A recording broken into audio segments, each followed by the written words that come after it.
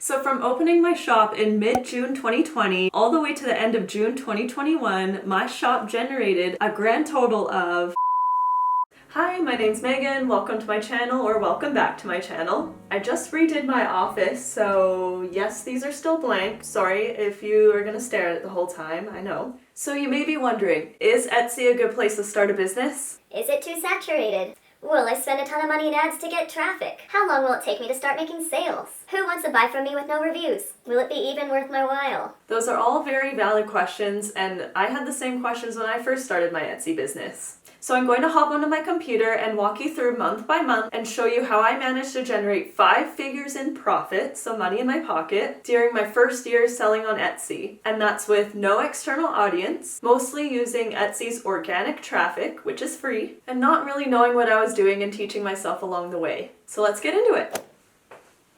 All right, let's get down to business, shall we? So we're looking back at the middle of June 2020, that's when I opened my shop. So I was actually already selling on Amazon and Shopify. So I took my pre-existing products and just put them on Etsy. So yes, I did have an existing e-commerce brand. However, I did not drive any kind of external traffic to my Etsy shop. I solely used Etsy's organic traffic, and I didn't even touch paid advertising until later, which you will see later on in the video. So it was basically like I was starting from scratch. Okay, so like I said, I opened up my shop in mid-June 2020. I took some time getting situated with the platform, learned how to use it, and got my listings all set up. I made a banner for my shop, profile image, I did all my listing photos, I created infographics, I wrote up descriptions, did up the titles, and entered in some tags. The whole package. And then I just kind of left it, did some stuff off of Etsy, and just kind of waited for something to happen. So July rolls around and my shop did 3 sales? Yes? So those 3 sales generated just under $30 in revenue. Not bad considering, like I mentioned, I had 0 shop reviews, so no social proof, as they call it. Also, at first I was charging $4 shipping on a $10 item, so if you think about it, I was charging 40% of the product price just for shipping alone, and do you think that that looks attractive to the buyer? I don't think so. But we're learning here. Hi, Future Megan here. So I just noticed something when I was rewatching my video. I mentioned I was selling a $9.99 product and charging a $4 delivery fee, and I sold 3 of them and it added up to just under $30, and I realized that doesn't make sense. So I realized that the chart that I'm reading off of actually doesn't include if the customer paid shipping or not. And in my opinion, that is part of your revenue. So what I'm getting at is my revenue numbers are off a little bit, but the way I calculate my profits isn't actually off of that number, so the profits are correct. And like I'm gonna mention later in the video, I actually price my products with free shipping, so the revenue numbers are only off by a little bit because sometimes the customer will pay for express shipping, or if I'm shipping to a different country, or something like that. So just wanted to throw that out there in case anybody noticed, but really it doesn't make a huge difference. So the revenue is only off by a little bit and the profits are correct. So I just wanted to mention that in case anybody else has made that same mistake. Okay, August, we did 8 sales generating $219.90. I had added another product for that month. Looking back though, it was priced kind of on the higher side for what it was. And I was also charging an $8 delivery fee on top of that, so I tweaked that a few months later. Alright, September. I got my first review at the beginning of the month and it was 5 stars. And I ended up getting 5 total reviews that month. So I ended up doing 13 sales and generated $344.86. From there, I decided to design some thank you cards on Canva, and then I ordered them on Vistaprint. I'll link both of those sites down below. I highly recommend them.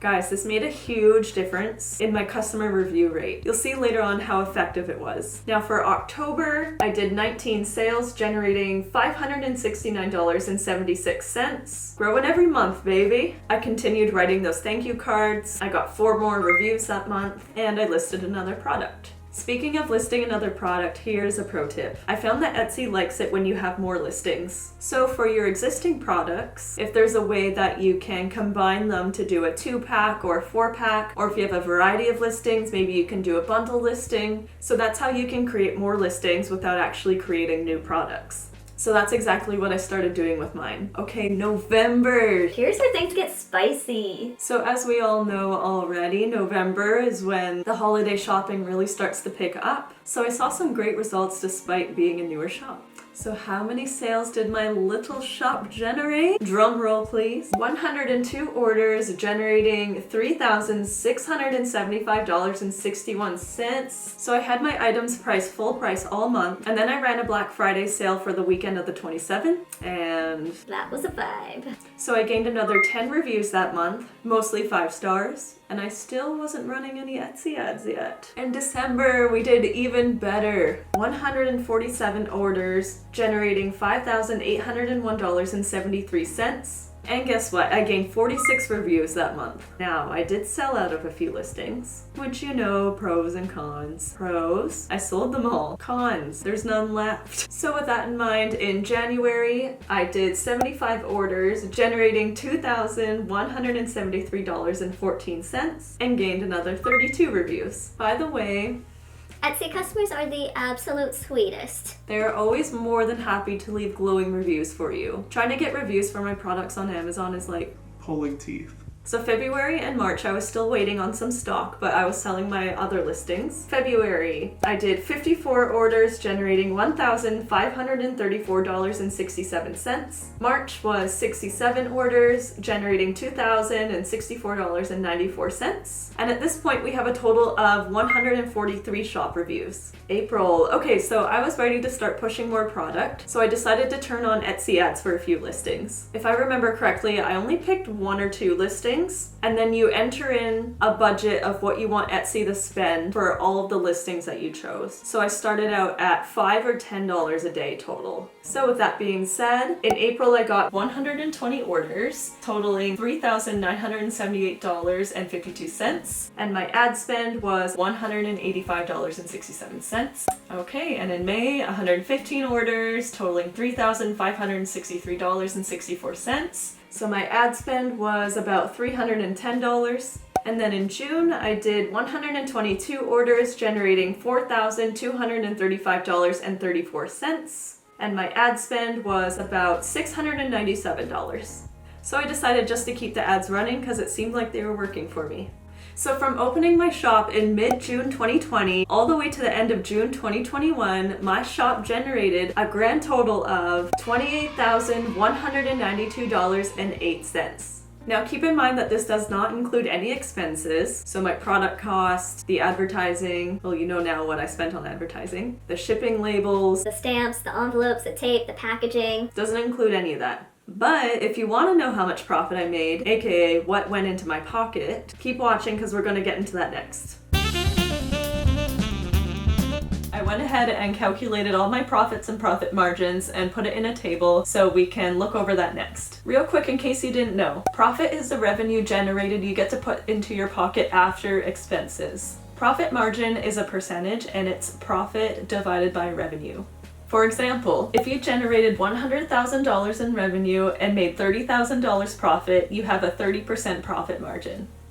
So my expenses include Etsy's listing fee, which is 26 cents per listing, Etsy's transaction fees, which is 5%, Etsy ads, as I mentioned earlier, shipping costs to the customer because I don't charge the customer for shipping, I actually factor it into my retail price, and then I offer free shipping for the customer. I find it just works better for my shop and it looks more attractive to buyers. Packaging supplies, and then the actual cost of my product.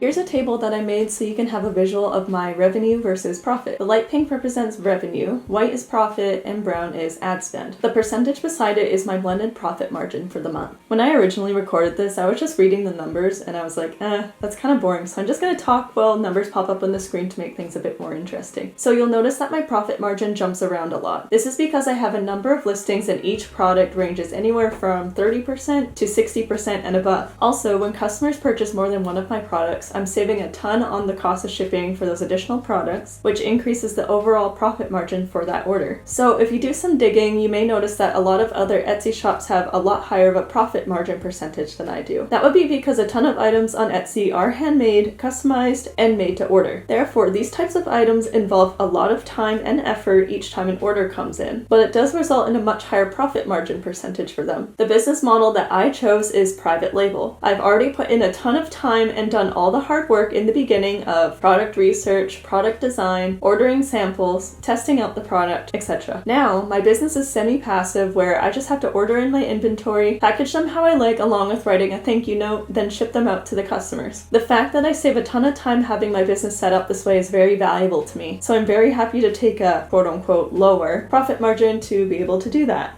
So of that $28,192.08 in revenue, the money I made profit on that is $11,148.12, giving me a blended profit margin of 39.5%. So long story short, do I think Etsy is a good place to start a business? In my opinion, yes. I was able to rank my products quite easily. Organic traffic is great. The fees are very reasonable. There's no monthly fee. The customers are super nice. I found it quite easy to get reviews. Etsy doesn't have super strict rules like Amazon does. And utilizing Etsy ads is pretty straightforward. I've had my shop for a year and a half now, and my sales and traffic have been pretty consistent, and I've overall had a great experience so far. So comment below and let me know what stage of your Etsy business you're in. Give this video a like as it really supports my channel, and don't forget to subscribe for more videos like this. And I'll see you in the next one.